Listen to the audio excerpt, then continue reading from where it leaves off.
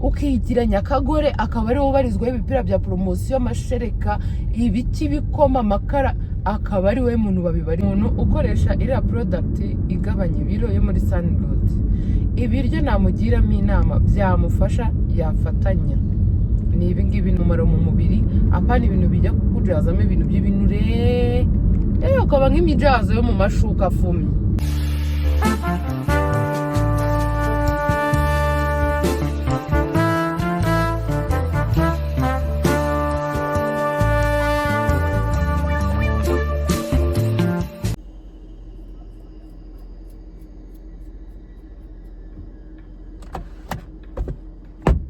Muraho neza, mumeze neza. Ese reka mbatere story.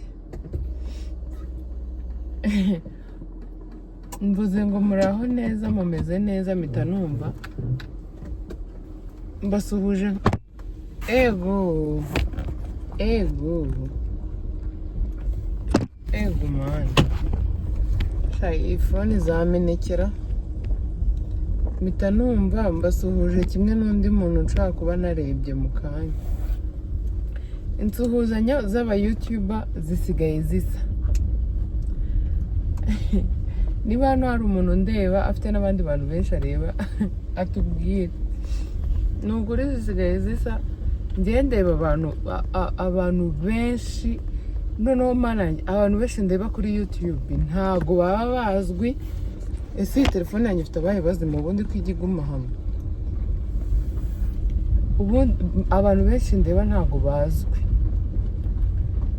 Harimo abantu nabonye batazwi bifite abasabu nk'ijana bakora utuntu twiza, nuko mba ntazi niba kuvuga amazina yabo bishaka kubajana, ariko hari nk'umuntu ufungura YouTube ukabona nyine aba yabikoze wenda ko wenda yikundira gupostinga, adashaka ibintu nyine byo kubishyuhamo cyane ngo abantu bamumenye, niyo mpamvu ntabikora. Ariko hari abantu benshi nabonye benshi batuye muri Norvège, yego nyirimuwe, abenshi batuye inaha Norvège bakora utuntu twiza. Abantu mukora YouTube mutazwi cyangwa mutazwi cyane, mwumve ko mbareba, dukunda ibyo mukora. Mugabo ubu turi saa 10 n'indi minota, ngiye mu Kiyovu kureba Mutabazi gutwara umugabo. Kambabwiza ukore ibintu byo kumva mu kiganza hari kukurya ukahasoma ukaza kubona amafaranga, murabyemera? Uzi ibyo bintu ari byo? Njyewe bimbayeho nkahasoma birankorera. Urebe ukuntu nsigaye ngana. Abantu mwambwiye ngo ndekera kunanuka, mu by'ukuri narabyumvishe, ubu narasoje. Aka gakanzu nambaye naherukaga kukambara 2022. Nibwo nari mfite ibiro byakwirwaga muri aka gakanzu. Uyu munsi rero nipimye ibiro mvuye muri ngeze nsoje siporo, ariko nari maze hafi icyumweru nimba atari iminsi 8 nta siporo ndi gukora. Nagiye kwa muganga bankarira izi staff murabizi, noneho ko kuntu byari bishyashya bikomeye cyane, nanirwa kujya muri siporo ngo kwa ko nkora cardio. Rero nangaga ko naza kubyinagira cyane umutwe ukandya. Mara iyo minsi ntari kujyayo. Abantu muzi ko pare ngo ari nuze ngo ari umwiryo, ngo ari umutako, murambabaza. Sha baba we ko zibabaza. Musi rero nipimye nsanga mfite ibiro 67. Numvishije nishimye cyane pe, kuko ngewe amaze iminsi najya muri siporo, noneho ndimo ndarya utuntu twose mbonye, ibintu by'amavuta n'ibiki, mba mfite impungenge ko nshobora kuba niyongereye ibiro. Ariko nasanze nta kibazo, meze neza. Mu mutwe wanjye hahita hajyamo akantu kavuga ngo ngomba kwambara ino kanzu mubona nambaye y'umutuku n'umweru. Ndagakunda aka gakanzu, mbyibuha. Nicyo kintu cyambabaje, mvuga ngo ubu ntabwo nzongera kwambara ya kanzu yanjye. Nicyo kintu cya mbere cyambabaje. ariko ubu ngubu ni sawa ubwo nongeye kuyambara. Ikindi nashaka kubabwira ari bana ibisuko byanjye bigeze ntabwo biragarukamo bya bintu by'umweru by'imvuvu nagiraga. Umuti wo muri Sunroots warankoreye, waramfashije. Ndashimira abantu bo muri Sunroots. Kandi mwibaze ntago agacupa kamwe ndakamara, ariko ubundi njyewe ibisuko byanjye byasazaga vuba. Hano abanyeshuri man,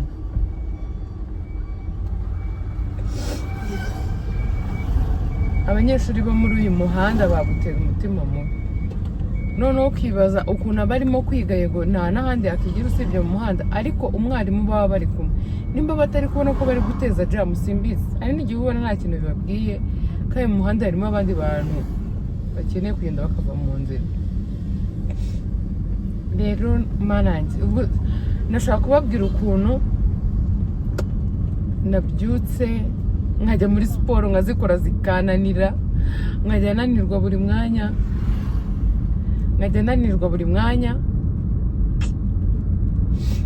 kubera kumara iyo minsi yose ntakora, nari narasubiye inyuma. Ego mana, nirebaga ndi muri siporo nkumva binteye isoni.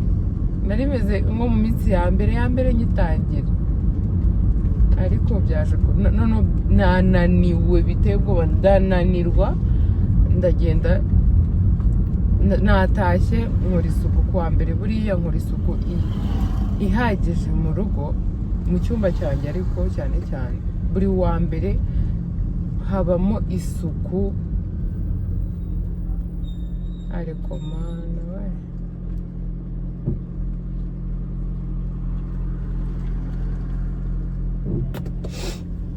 nkoramo isuku nyine ihagije bimwe by'indani.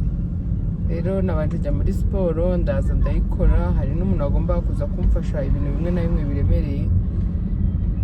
Birarangira mbandiye ubugari n'amagi, ndaryama ndasinzira koko. Noneho nkajya ndota ngo umwana ari kurira, mu kanya nkangukiye hejuru, ndagenda ndababaza ngiye kwiriza umukubite, se yarize ryari? nta nubwo yigize arira. Rero reka mbabwire, hari utuntu tumwe na tumwe nifuje kuvugaho.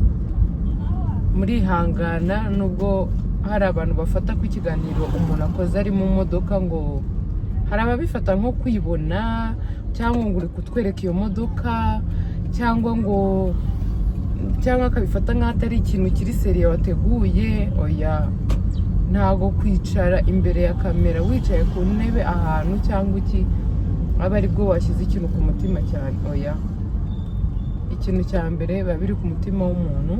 Hari ubwo impamvu mbivuze, ariko hari comment mba narasomye nk'izo nkabibonamo, katwikomereza. Hari umuntu wamamagaye, ntabwo tuziranye amaso ku yandi, ko tujya tuvugana kuri WhatsApp, ariko umbwira ati njyewe ndi muri gahunda yo kugabanya ibiro, ndashaka umbwire nimba iriya slimming yo muri Sunroots umuntu ashobora kuyifatanya na regime. Iyo regime akaba ari iyihe, noneho ku buryo byamufasha bikihuta nyine bikamukorera vuba. None ari no kumbaza niba njyewe ariyo nakoresheje kugeza igihe ngereye ku biro nshaka. Narabibabwiye ko iriya product nayikoresheje mfite ibiro 74. Nababwiye ko mfite 67. Icyabasetsa nta nubwo iriya product igikombe nakoresheje nakimaze. Ninkora vlog cyangwa ikindi kiganiro nzayibereka. Iracyari muri rya cupa naberetse nyine rya kera. Rero ntabwo nigize nyine nyirangiza,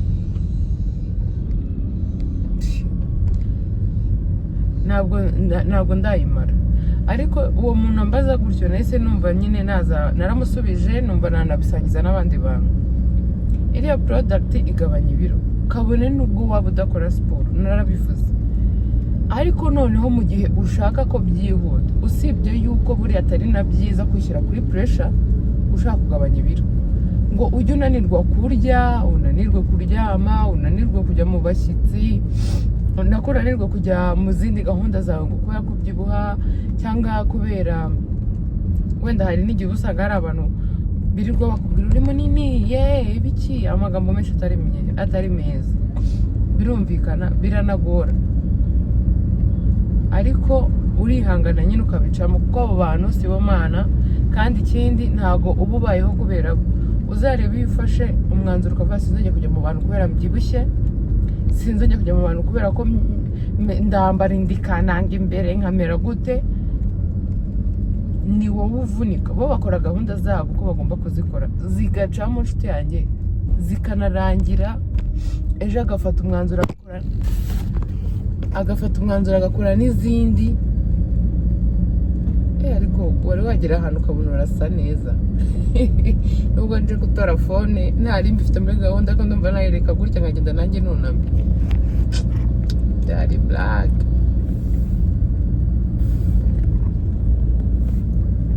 Urumva we aragenda agakomeza gahunda ze, ubuzima bwe bukomeza ari kwa kundi, ntago areka kubaho nkawe, nubwo wowe akagira ibyo akubwira pe. Mujye mumbabarira, no mu buzima wenda busanzwe umuntu nakakubabaza ngo naza gutwara n'umwanya nawe umwemerere, ntago aba ari byo. Yambajije rero ibintu ashaka kwifashisha, ariko noneho akanakoresha n'ira product bikanamufasha kwihuta. Harimo kuba ushoboye gukora siporo. Uramutse ubona ushoboye gukora siporo mu gihe ukeneye ko byihuta kurenza uko byakabaye byihuta, ubwo ndi gusubiza abantu nyine bashaka kunanuka byihuse. Hari igihe aba yumva ko biragoye, yego, ariko buriya niyo ibintu wabikoze birakunda. Ikintu cya mbere ni ugukura umuceri mu biryo byawe. Nimba uwo muceri urya atari basmati, rwose uwo muceri ugomba kuwukura mu biryo byawe. Byibura gerageza mu gihe kingana n'ukwezi uve ku muceri. Ifiriti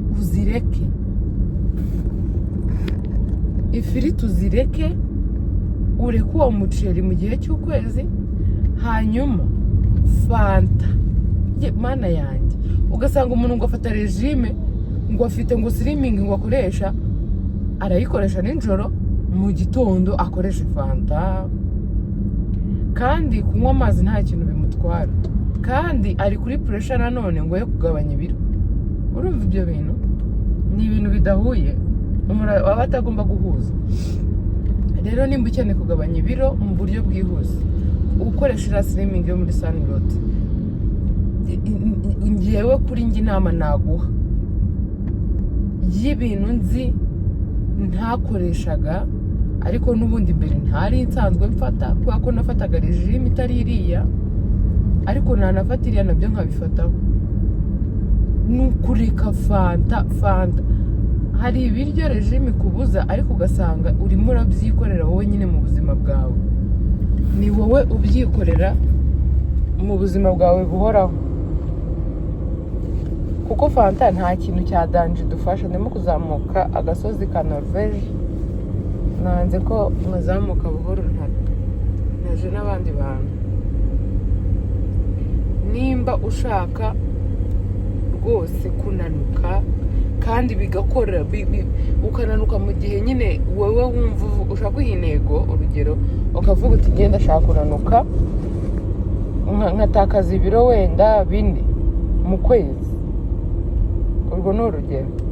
Reka fanta, reka umuceri, reka imigati, urafata ifarini, buri munsi urarya imigati irenze 4 ku munsi. Mu by'ukuri uba wumva ibyo bintu bizihuta nk'uko wowe ubishaka. Iki kiganiro kirareba abantu muri gushaka kwihutisha kugabanya ibiro, mukoresha iriya slimming yo muri Sunroots. Niba ushaka gukomeza kuyifata ariko ukihuta, fata n'ibi biryo. Ubwo yende kubabwira ibiryo bitameze neza ushobora kureka, nzi nyine bigoye, amafiriti, amapizza, ibintu nk'ibyo. Wenda wirira ifi, wirira inkoko, inyama, nushaka uzirye wazitogosheje, ariko ntujye kuzirya zokeje noneho ngo nyine uhoze. Hari aho usanga wowe azirya ahozaho buri gihe. Buriya na kawunga murabizi ko ibyibushya, ariko ubugari mana yanjye, ubugari ku isonga. Abantu murya ubugari, mukunda ubugari, mwaburya icyumweru kigashira ikindi kikaza. Munshyirire imitima muri comment kuko turi team imwe. Ngiye nkunda ubugari OG. Noneho ikindi kintu nasanze mu bugari ni uko ubugari iyo uburiye ukaburya n'amagi, uri umusiporutifu aba ari byiza, kubera ko nyine amagi murabizi ni poroteyine. Amagi ntabwo abyibushya nshuti zanjye, amagi akubyibushya bitewe n'ukuntu wayariye. Amagi uramutse uyariye wakozemo sipesiyali urabyibuha. Kubera iki? Ifiriti, ayo mavuta, ibiki, aho ngaho urabyibuha. Ariko amagi iyo wayatogosheje, iyo amagi wayakozemo isosi ukayarisha ubugari, abantu mutazi ukuntu bayateka mwayakozemo isosi muzambwire mbakorere ako kantu, mbere ukuntu ushaka kuyateka wayashyizemo isosi ukayarya,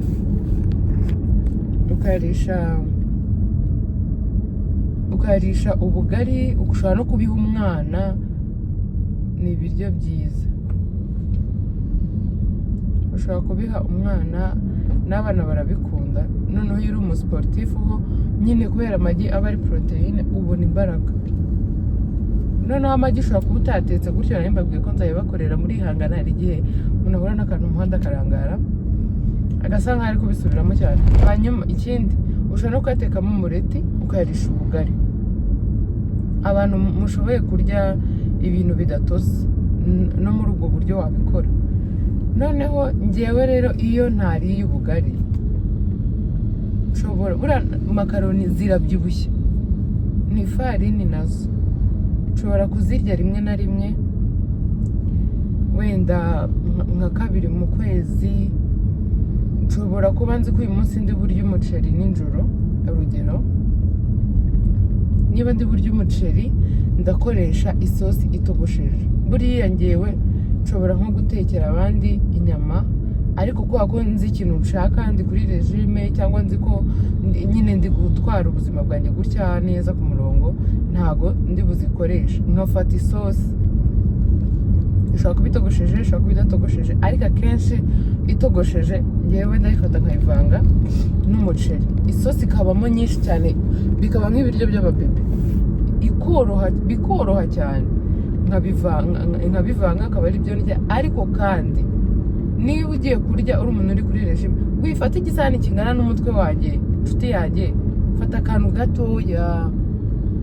Hari amasahani nzayibereka, ngenda yifite iyo sahani. Natangiye kuyikoresha regime kuva ryari mana kuva 2021 yego 2021. Isahani ushobora gukoresha igatuma ugabanya ingano y'ibiryo urya. Hari n'umudamu ubona cyangwa umukobwa ibiryo arya, umutima ukakuvamo, ubwoba ukakwica, ukibaza uyu muntu yigirira impuhwe biba bimeze gute? Kuko se arabiriye arabimaze, kimwe nk'uko nanjye nabirya nkabimara. Ariko ugasanga afite akantu ko kirwa avuga ngo ngo njye ngo siporo ngo nta kintu ngo zimarira, ngo narazikoze ngo imyaka 5 irashize. Imyaka 5 irashize uzikora urya gutyo. Siporo zitera inzara, niyo mpamvu uba ugomba kumenya ibintu urya n'uburyo uryamo. Niba ushaka kubona isahani yuzuye, shaka ibintu wuzuzamo biba ari ibintu bigufitiye umumaro mu mubiri, apana ibintu bijya kukujazamo ibintu by'ibinure. Ukaba nk'imijazo yo mu mashuka afumye. Ahantu muzi amashuka afumye imijazo ibamo nimuyizi ukuntu iba imeze. Rero umuntu ukoresha iriya product igabanya ibiro yo muri Sunroots, ibiryo namugiramo inama byamufasha yafatanya ni ibi ngibi navuze. Ubwo bugari, ayo makaroni rimwe na rimwe, uwo muceri ukawuhuza n'isosi itogosheje, cyangwa ugashyiramo imboga z'ibyatsi, ikindi ni igitoki. Buri igitoki ni sawa, nta kintu kiba gitwaye, ariko ibirayi kabone nubwo byaba bitogosheje, buriya ngewe ntago njya mbyikoza ndi mu bihe byo kugabanya ibiro. Kandi reka mbabwize ukuri, iki gihe mubonye by'abana b'impanga ntago aribwo ninjiye mu rugendo rwo kugabanya ibiro. Mfite Kami ari mutoya, ngewe nari munini pe, nubwo wenda ntagiye ngo ngane nk'uko mu minsi yashize nanganaga, ariko nari munini. Ubwo nakoraga siporo zo guhayikinga, hari abantu babizi ko nigeze kubivugaho, narahayikingaga nkajya muri siporo. Hari timu nabagamo y'abakinnyi, ndanabashimira, baneraga kuraje nkazamuka ahantu hagoye, ariko nkabikora kubera ko nshaka kugabanya ibiro, nza no kubigeraho. Nibwo nananutse nkajya nambara kano gakanzu, numva 2021 ndananuka, nyuma nyine ndabyara ndabyibuha, ariko aka kanya rero ukuntu ngana. Abana banjye ejo bundi tuzaba tugendana. Hari umuntu wambwiye ngo tuzaba tugendana, abantu bagiye bagira ngo nyine ni nk'abantu dufite ikintu nyine dupfana, si njyewe wababyaye. Ariko nimba hari ikintu cyiza ndi no gusoza nakibwirira abantu, ubwo abari gufata regime bashaka kugabanya ibiro mu buryo bwihuse bakoresha product yo muri Sunroots, ni mwebwe mbwiye ibyo ngibyo. Hanyuma rero inama nagira abadamu nsoza, abantu b'ababyeyi mwagiriwe umugisha, mwagiriwe ubuntu bwa Nyagasani, mugatwita mukabyara, mufite ingo zanyu, cyangwa se wenda uribana kubw'impamvu runaka, kuko n'umuntu wibana atabana n'umugabo akabyara ni umubyeyi nk'abandi, nk'undi uba wabyaye abana n'umugabo. Mw'abantu mwe, nubyara ukabona uvuye kuri taye wari uriho, ntukumve ko ubuzima burangiye, kandi nawe ntukaburangize ku mbaraga, kuko bwo ntibuba bwarangiye, ahubwo wowe uba ushaka kuburangiza ku gahato, ngo nabyibushye, ibintu byose ukabigira bibi, abantu ukabagira babi, ukumva ubavuyeho, ukajya wirira kwa kundi narindi kuvuga, ukinywera kwa kundi navugaga, igikoma akaba ari we muntu wa mbere uzi guhitamo amafu kubera kubinywa cyane. Hoya, ujye uhita wibaza ku muntu wagukunze uri wa wundi, uwo muntu muba mukiri kumwe, sibyo? Ikindi nawe wabyaye utari kumwe n'uwo mugabo akagenda n'ibiki, wakundaga kwa kuntu wanganaga, mbega ihembe wongera ungane kwa kundi, sibyo? Kwikunda ntago bisaba kuba umuntu afite amafaranga, kwikunda ntago bisaba kuba umuntu ari umuntu ufite ibintu bya mirenge, ngo birase ngo nabikora ngo nafite ngo iriya moto ngo injyana, ngo birase ngo nabikora ngo nafite iriya modoka injyana, ngo birase ngo nabikora ngo ntisiga ngo ibi nibi. Oya rwose, icyo si cyo gipimo, ahubwo ureba ibyo bintu. Niba uyu muntu yarabashije kubikora, wakabikora muri ubu buryo, niba ari gym, wowe korera kuri stade. Kuri stade nta muntu bishyuza, kandi haba hari n'abandi bantu bari gukora, mugaterana kuraje. Ngewe nabibabwiye, nibwo bwa mbere nari ngiye muri gym, ninjiyemo bwa mbere, iyo nza kuba ntafite umukoca nari kuba ameze nk'igize nka mbeguruka. Nta kintu na kimwe cyo muri gym nari nzi gukoresha.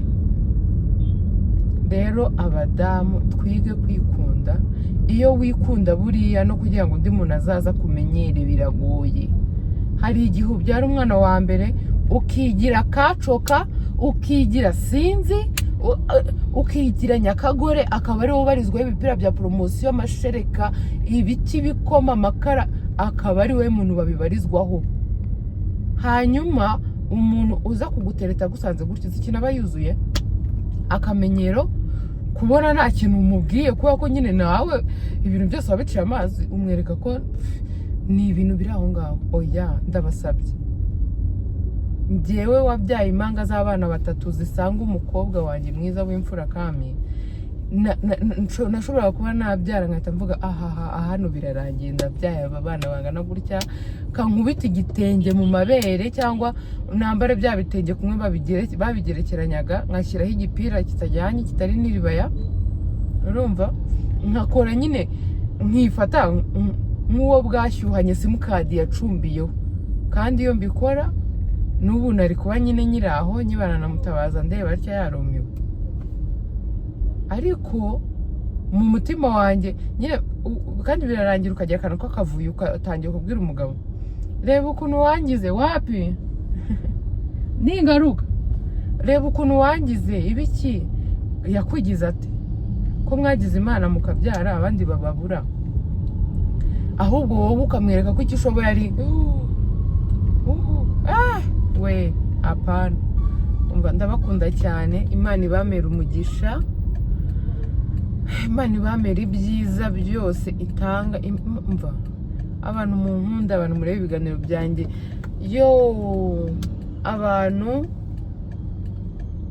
muri hano kugeza kuri uyu munota wa 25 ushyira na 6 mukiri kundeba, mwumve ko mbakunda cyane. Hanyuma rero mugende mushyigikire mukuru wanjye Latifa, mumbabarire, mugende mushyigikire mukuru wanjye Latifa, murebe kuri YouTube channel yiwe yitwa Tifa 4477, niko channel ye yitwa. Mushyigikire, mumurebe, mumukunde.